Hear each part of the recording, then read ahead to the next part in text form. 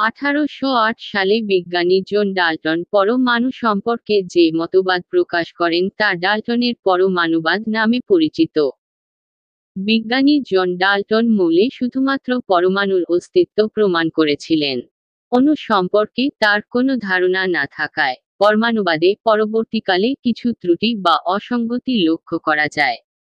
ডাল্টনের পরমাণুবাদের ত্রুটিগুলি নিয়ে এখন আলোচনা করব। মৌলিক পদার্থের ক্ষুদ্রতম কণা হল পরমাণু। পরমাণু অবিভাজ্য। ডাল্টনের এই সিদ্ধান্ত বর্তমানে সঠিক নয় বলে প্রমাণিত হয়েছে। এখন জানা গেছে যে পরমাণু নেগেটিভ তড়িৎগ্রস্ত কণা ইলেকট্রন, পজিটিভ তড়িৎগ্রস্ত কণা প্রোটন, নিস্তরিত কণা নিউট্রন এবং আরও কয়েকটি আদি কণা দ্বারা গঠিত। ডাল্টন পরমাণুর কল্পনা করলেও মৌলিক ও যৌগিক অণুর ধারণা তিনি করেননি। তাই তিনি পরমাণুকে যৌগের ক্ষুদ্রতম কণা হিসেবে চিহ্নিত করেন।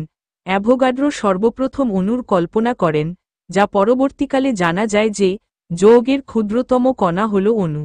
ডাল্টন বলেছিলেন, একই মৌলিক পদার্থের পরমাণুগুলি ওজন ও ধর্মে একই, কিন্তু আইসোটোপ আবিষ্কারের পর এই ধারণা ভুল বলে প্রমাণিত হয়েছে।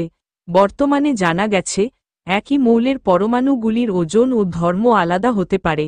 যেমন হাইড্রোজেনের 3 রকম পরমাণু বা আইসোটোপ পাওয়া যায়।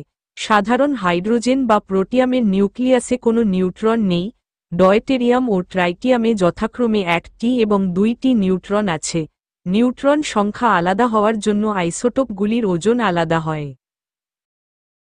ডাল্টন বলেছিলেন পরমাণু নিরেট, কিন্তু পরমাণুর নিউক্লিয়াস ও কক্ষপথে থাকা ইলেকট্রনের মধ্যে যথেষ্ট ফাঁকা স্থান রয়েছে, অর্থাৎ পরমাণু নিরেট কণা নয়।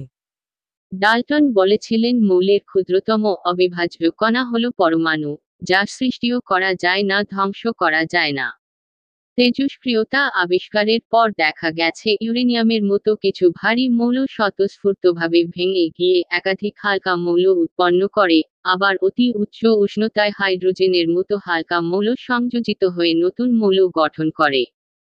সুতরাং এ থেকে বলা যায় পরমাণু অবিভাজ্য নয়, একে ভাঙা যায় বা সৃষ্টি করা যায়।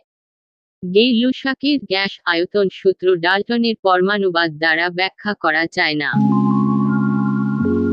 ডাল্টনের পরমাণুবাদের ত্রুটি বা অসঙ্গতি সম্পর্কে তোমরা জানতে পারলে। ডাল্টনের পরমাণুবাদের এত ত্রুটি বা অসঙ্গতি দেখে তোমাদের মনে হতে পারে রসায়ন বিদ্যায় ডাল্টনের পরমাণুবাদের হয়তো খুব একটা গুরুত্ব নেই। এরকম মনে করার কোনো কারণ নেই, বরং ডাল্টনের পরমাণুবাদ রসায়ন বিজ্ঞানের ব্যাপক অগ্রগতির মূল ভিত্তি স্বরূপ। পরের ভিডিওতে ডাল্টনের পরমাণুবাদের গুরুত্ব ও তাৎপর্য সম্পর্কে আলোচনা করব। তোমরা চ্যানেলটি সাবস্ক্রাইব করে রাখো, তাহলে পরের ভিডিওগুলো দেখতে পাবে। ভিডিওটি তোমাদের কেমন লেগেছে কমেন্টে লিখে জানাবে।